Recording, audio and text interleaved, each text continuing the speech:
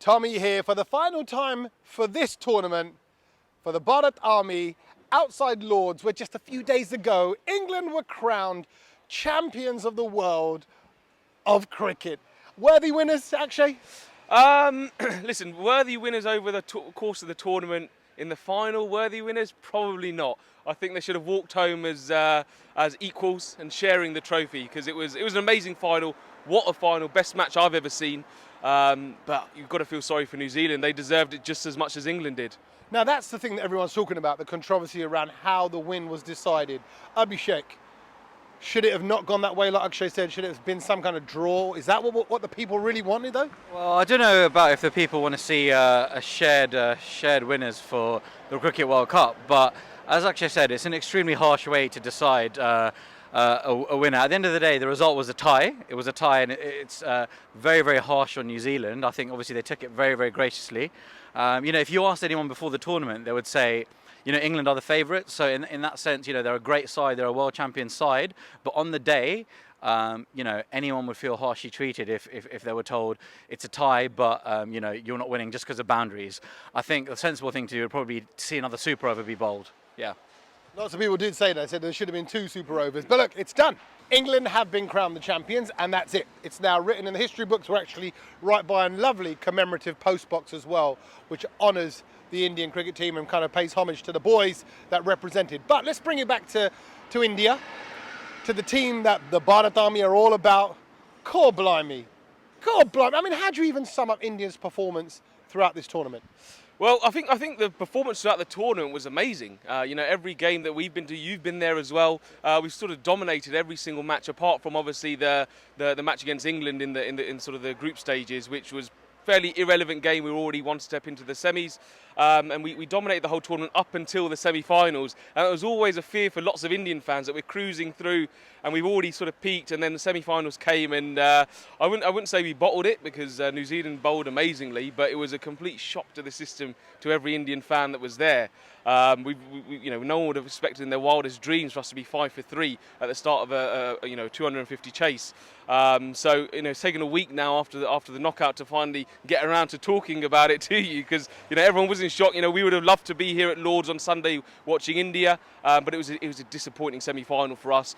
It was one of the best atmospheres I've been a part of, actually, because during the Jadeja-Dhoni chase, they sort of brought it back, and we had belief again. We thought we'd end up potentially winning, but it wasn't meant to be.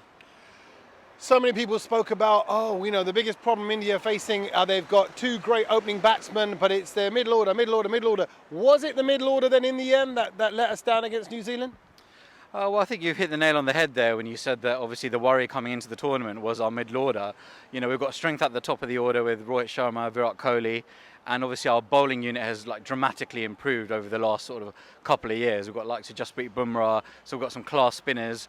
So yeah, we've got that spongy middle order, and I think our greatest fear sort of came true, was that, okay, our top order can only take us so far, and there's bound to be one time where they fail.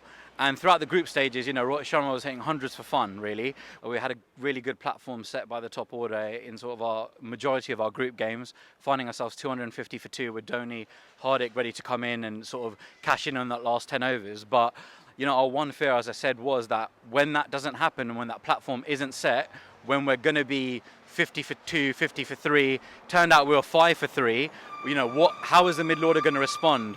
And obviously, it's a high pressure situation in the semi-finals of a World Cup, and we've had a lot of chopping and changing in our middle order, likes of we don't really know what our best team was, and it's hard to pin it on the fact that sort of the openers got out early, because they're allowed one failure. But you'd expect your middle order to come in and also help contribute to the team. Although after 5 for 3, it's sort of very hard for any team to come back from that, I think.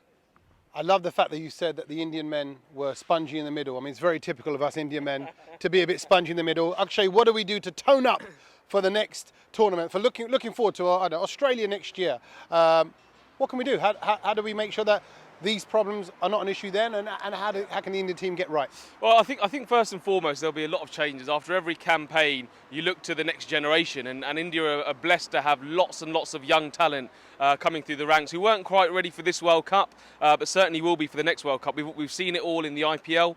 Lots of young faces coming out, like Shreyas Iyer, Prithvi Shaw, Shubman Gill. There's lots of talent there that hopefully will shore up the middle order. So I think now's the time to sort of and give these players an opportunity. You know, they've got to start somewhere, and we've got 4 years to the next World Cup campaign and about 18 months to the next T20 World Cup campaign. So now's the time to start. We've got West Indies coming up next, and it's the perfect time to push them in the deep end and say this is the new India. I know it must be hard with everything that's happened throughout the whole tournament, but is there any kind of standout moments, standout people? What do you take away from this tournament and kind of go, that was one of my highlights? I think in general the performance of Rohit Sharma was like really impressive. You know, he's literally scoring hundreds for fun. Unfortunately, when it mattered in the semi-final, you know, he couldn't step up. But I think probably the highlights for me were his batting performance all round, and you know, the performance of our bowling unit. I think you know, Jasprit Bumrah led the attack fantastically well, supported by Shami and Bhuvi. You know, we've not become a bad side overnight. You know, we've been consistently over the last few years, you know, one of the top sides in the world. Number one test side in the world. So I don't think there has to be wholesale changes. But as Akshay said, I think now's time for the, you know, likes of a few youngsters to get blooded through in that middle order. And, you know, hopefully when it comes around to the T20 championships, they will have had a bit of experience from a few one-day series that we've got coming up. And then, you know, hopefully we can just make that extra step next time. Highlights for yourself, Akshay? Well, for me, the moment of the tournament was that Dhoni-Jadeja partnership, just because it was the whole time we sort of cruised through, but that was when we really needed to see some fight. And we've got a young lad, well, not so young anymore, Jadeja, coming to the forefront. He'd had criticism from the likes of Sanjay Manjrekar leading up to that game. He had a point to prove. He'd sort of been fielding the whole tournament, not really getting his opportunity. And he came in a real high-pressure situation and you know, batted for his life. And it was amazing to watch. Okay, we're officially signing out from the Cricket World Cup 2019 here outside Lord's. I, for one, am going to miss drinking beer at 10:30 in the morning. Keep following Bharat Army and we'll catch you real soon.